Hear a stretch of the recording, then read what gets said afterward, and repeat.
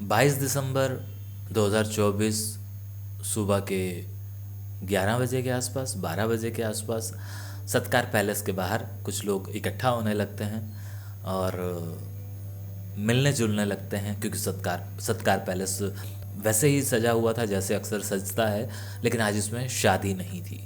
इसमें दो परिवार, बिछड़े हुए परिवार 77 साल बाद मिलने वाले थे। लेकिन अभी उनके आने से पहले जो कुछ लोग मिल रहे थे वो अपने अपने रिश्तेदारों के साथ फ़ोटोग्राफ्स करवा रहे थे। उन्हीं में से कुछ फ़ोटोग्राफ्स ये जिसमें राम जी खुद अपने रिश्तेदारों के साथ फ़ोटो करवा रहे हैं। और उसके बाद अंदर आ जब जाते हैं तो वहाँ पर भी परिवार इकट्ठा हो जाता है, क्योंकि वहाँ पे बाबूजी बैठे हुए हैं। बाबूजी बहादुर चंद जी बैठे हुए हैं अपने छोटे भाई के साथ एक ही सोफे पर, और पीछे पूरा परिवार खड़ा है।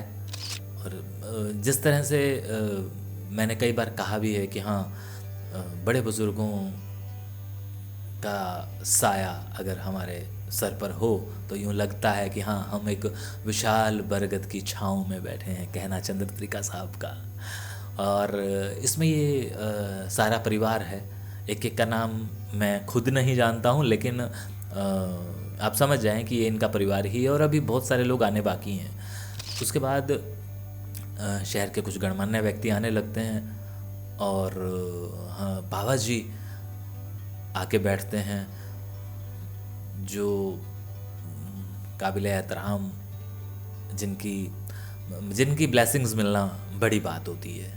उसके बाद जिसने ये फ़ोटोग्राफ्स खींची हैं, मिस्टर गांधी ने, उन्हें कहीं दिखता है कि बाहर से वो मेहमान आने लगे हैं जो नागपुर से आए हैं, और 77 साल बाद एक रीयूनियन होने जा रही है। तो उनका एक तस्वीर वो खींच लेता है, और वो 6 लोग इस तरफ मूव कर रहे हैं। और सबसे पहले आते ही राम जी और भारत भूषण जी, दोनों मदान साहब, यानी कि आप ये कह लीजिए कि बाबूजी के दोनों बेटे मिलते हैं, और राम जी उनके गले में एक मोतियों की माला डालते हैं।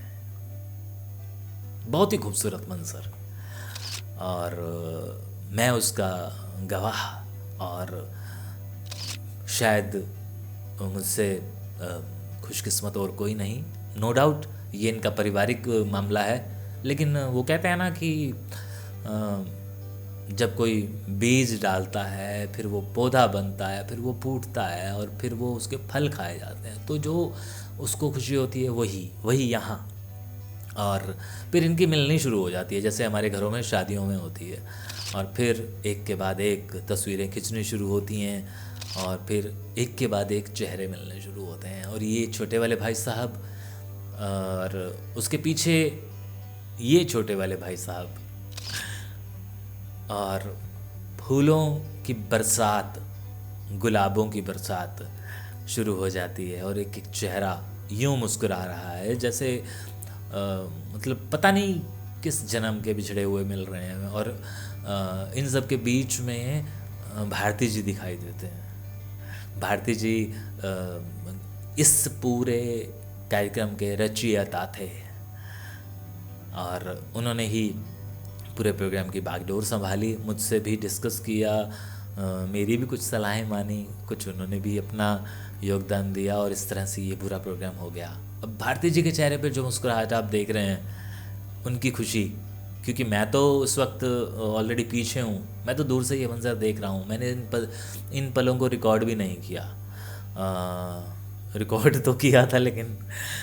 और उसके बाद जिनके चेहरों पे आप मुस्कुराहट देख सकते हैं, वो ही इस परिवार के बिछड़े हुए लोग हैं। आप बस देखते जाइए, ये नज़ारे बहुत ही खूबसूरत नज़ारे हैं। एक एक आदमी यूँ लग रहा है कि हाँ जैसे यूँ तो सरहद पार से नहीं, लेकिन लगता है कि हाँ सरहद पार से ही आए होंगे।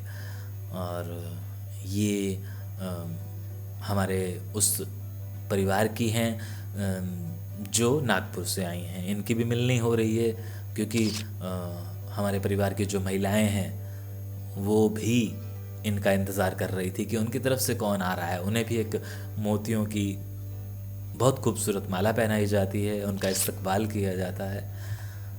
सबकी नज़रें उस मंज़र पर थी और हर आदमी अपने अपने ढंग से उन तस्वीरों को कैप्चर कर रहा था, क्योंकि इन पलों को हर कोई सहेजना चाहता था, सहेजना चाहता था, संजोना चाहता था। और मुझे पता था कि हाँ, मुझे बाद में शायद ये बनाना पड़ेगा, तो मैंने गांधी भाई साहब से कहा कि यार मुझे ये सारी तस्वीरें ज़रूर भेज दीजिएगा, मैं किसी भी तरह करके, क्योंकि हम लोगों ने उस तरह से ये सारा प्लान नहीं किया था, बस बहुत कुछ था जो खुद ही करना था। और फिर उसके बाद बहादुर चंद जी की बहन, अच्छा कमाल की बात यह है कि बहादुर चंद जी खुद जो कि 100+ हैं, एक सदी जी चुके हैं, उनके और भी 2 भाई एक बहन भी साथ ही थे, और उन्हीं में से हमारी ये माता जी, जिन्हें फूलों से एक रिस्पेक्ट दी गई, गले में मालाएं डाली गई, और सारा परिवार फिर उन्हें अंदर लेके आया। अंदर वो आए तो फिर वो सबसे पहले मुझे नहीं मिले, बाबूजी को मिले। और बाबूजी को जब वो मिले तो उन्होंने बाबूजी को बताया कि हम तो आपको पहचानते हैं, क्योंकि आपको तो हम लोग वीडियो में देख चुके हैं, जो केशु ने आपके साथ बैठ के रजाई में किया है सर्दियों में, और उसमें मैं झाई और बाबूजी हम तीनों टोपियों में बैठे हैं, सर्दियों का वीडियो है। तो बाबूजी को अच्छा लगा, क्योंकि मैं इस प्रोग्राम में अपने बाबूजी को भी लेके गया था। मैं उन्हें बताना और दिखाना चाहता था कि बाबूजी देखो क्या कमाल हो रहा है। और फिर वो मिले मुझे, जप्फी ढालकर, एक गर्म जोशी वाली जप्फी थी। और पीछे अब मैं अगर देखूं तो नवीन जी बैठे हैं, नवीन मल्होत्रा जी, जो इस मंज़र को अपने मोबाइल से कैप्चर भी कर रहे हैं। लेकिन मैंने उस गरम जोशी वाली जप्फी को महसूस किया कि हाँ, इसमें वो प्यार था, इसमें वो सत्कार था, इसमें वो दुलार था जो एक अपने को मिलता है। और उन्होंने मुझे कहा कि केशु ये तुम्हारी बदौलत हुआ। तो मैंने कहा कि ठीक है, आप कह रहे हैं तो वैसे तो। और उसके बाद हम कुछ देर तक बातें करते रहे, और मुझे बहुत अच्छा लग रहा था कि वो जिस अंदाज में बता रहे थे कि हमने इस सफ़र को, जो एक गैप था वीडियो को देखने के बाद और आज तक का, उसको किस तरह से सहेज के रखा, संभाले रखा। एक उतावलापन भी था कि हाँ कभी तो बनाएंगे प्रोग्राम जाने का, और वो बताते रहे। और फिर पल आया कि प्रोग्राम शुरू किया जाए। आखिरकार ये हुआ कैसे, और पिछले वीडियो में जो मैंने बताया था कि ये हुआ कैसे, वही कुछ मैंने यहाँ बताया था, इसलिए यहाँ बताना अब ठीक नहीं है। अभी मैं तस्वीरों की कहानियों को ही बता रहा हूँ। फिर से ये पूरा परिवार 6 लोगों के साथ मंच के बिल्कुल सामने बैठता है। जब सब आ चुके, स्टेज खाली थी, तो फिर हमने कहा कि अब उस सदी से मुलाकात की जाए जिसका इंतज़ार इस हॉल में हर व्यक्ति को है। और वही हुआ। हमने उस सदी को ढोल नगाड़ों के साथ, फूलों की बरसात के बीच बाबूजी की एंट्री करवाई, और बाबूजी पहुँचे। और इस बीच कैलाश भगत जी का आना हुआ, जिसका मैंने पिछले वीडियो में जिक्र किया था कि वो इनकी बदौलत हुआ है ये सारा कार्यक्रम। अब जो लोग कैथल वाले तो शायद समझ जाएंगे, लेकिन फिर भी बहुत लोगों को ये बताना ज़रूरी है कि कैलाश जी अगर 2023 में मुझे कैथल ना बुलाते तो शायद मैं इस मदान परिवार के साथ ना जुड़ता। तो ये मेरा कहना है कि ये कैलाश जी की बदौलत हुआ है। बाबूजी की एंट्री और मदान परिवार की क्लैपिंग हम इस फोटोग्राफ में देख रहे हैं, और फिर बाबूजी के चरण स्पर्श और बाबूजी की मुस्कुराहट, जिसका जिक्र मैंने कई दफ़ा इस प्रोग्राम में भी किया और अपने पहले वीडियो में भी किया जब मैं उनके घर पे वीडियो करने गया था। और कैलाश जी के चेहरे का नूर, उनकी लाली बता रही है कि हाँ जी उन्हें कितनी खुशी हो रही है इस परिवार के साथ इस प्रोग्राम में आकर। बस हर व्यक्ति उन पलों को अपने अपने ढंग से कैप्चर कर रहा था। उन्हें लग रहा था कि इन पलों को पहले तो हमने कभी ऐसा देखा ही नहीं, पहले तो कभी हमने ऐसा सुना ही नहीं कि ऐसा भी कोई प्रोग्राम होता है। इसीलिए वो उन पलों को कैद कर रहा था, कैच कर रहा था। और बहादुर सिंह साहब खुद, उनके बेटे राम और उनके पीछे राम जी का बेटा और राम जी के पीछे उनका बेटा, तो ये सारे लोग इस पूरे प्रोग्राम में इस तरह से शिरकत कर रहे थे जैसे एक शादी हो, और ये वाकई में किसी शादी से कम नहीं थी। इसलिए हमने इस प्रोग्राम का नाम दिया था मुलाकात एक सदी से। तस्वीरें बहुत सारी हैं लेकिन मैं आपको कुछ खास तस्वीरें ही दिखा पा रहा हूँ। और इस परिवार ने अपने दिल की कुछ बातें मेरे साथ शेयर की थी, उसका वीडियो भी आएगा। लेकिन अभी तो अब और तस्वीरें हैं और फिर एक पूरे परिवार का चित्र लिया जाता है। देख लीजिए कितना खूबसूरत है ये। इस तरह से होते हैं परिवार। ये बात मुझे मेरे बाबूजी ने कही थी उसी प्रोग्राम में बैठे हुए कि अब तो हमारे संयुक्त परिवार टूटते जा रहे हैं, बिखरते जा रहे हैं। केशव देखो, ऐसा होता है प्यार, ऐसा होता है।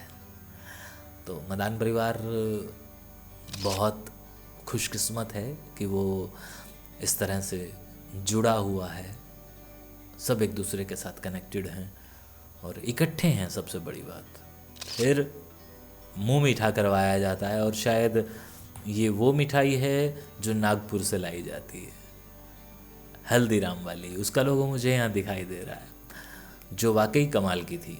और फिर हर व्यक्ति प्रोग्राम को शुरू करने से पहले अपनी अपनी तस्वीरें करवाता है और फिर मौका मिलता है अमृतलाल मदान जी को कि वो अपनी यात्रा के बारे में बताएं। जब वो तोसा शरीफ गए थे अपना घर देखने, वो एक वाक़या बताते हैं।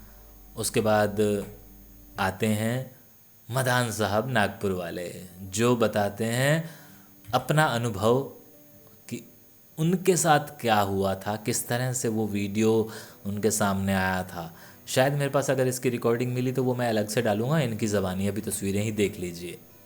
मेरा ये कहना कि मेरी एक तस्वीर मुझे इस परिवार के साथ रखनी है, तो मैंने वो करवाई।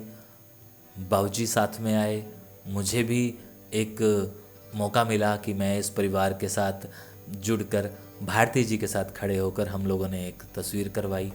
नागपुर वाले मदान साहब और हमारे कैथल वाले मदान साहब दोनों ने पत्रकारों को एक एक बाइट दी कि भाई वो बताएं, क्योंकि हमने एक अच्छा काम शायद ये भी किया था कि मीडिया को इस पूरे प्रोग्राम से दूर रखा था, ताकि पूरा घर, पूरा परिवार इसका लुत्फ़ ले सके।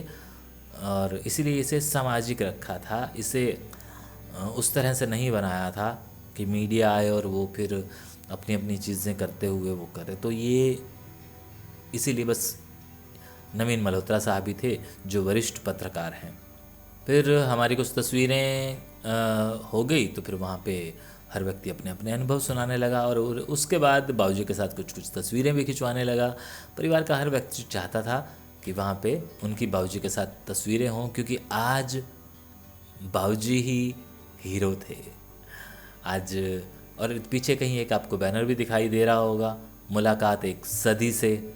और उसके बाद प्रोग्राम का समापन हो गया।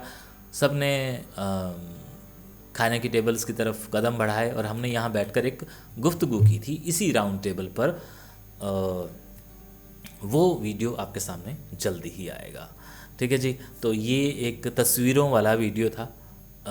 मेरी ज़बानी आप लोगों ने देख लिया और अब आप समझ जाइए कि कितना लुत्फ़ लिया होगा इन लोगों ने और कितना मज़ा आया हुआ होगा उन लोगों को। और मैं बड़ा अपने आप को खुशकिस्मत समझ रहा था कि हाँ जी, अगर ऐसे कुछ और परिवार भी मिलें तो कितनी खुशी की बात है। क्योंकि मैं ये कहूँ कि बहुत सारे केसेस ऐसे भी थे जो अभी अटके हुए हैं। इन दोनों ने तो चलो मिल के हाथ बढ़ाए और मिल लिए, लेकिन कुछ लोग हैं जो अभी कतरा रहे हैं। वो जानते हैं कि मेरे रिश्तेदार वहाँ बैठे हैं, लेकिन वो उन्हें नॉक करने से कतरा रहे हैं। बट एनीवे, ये खुशियों वाला वीडियो था, तो इसकी बात यहीं तक। अगले वीडियो का भी इंतज़ार कर लीजिए। शुक्रिया।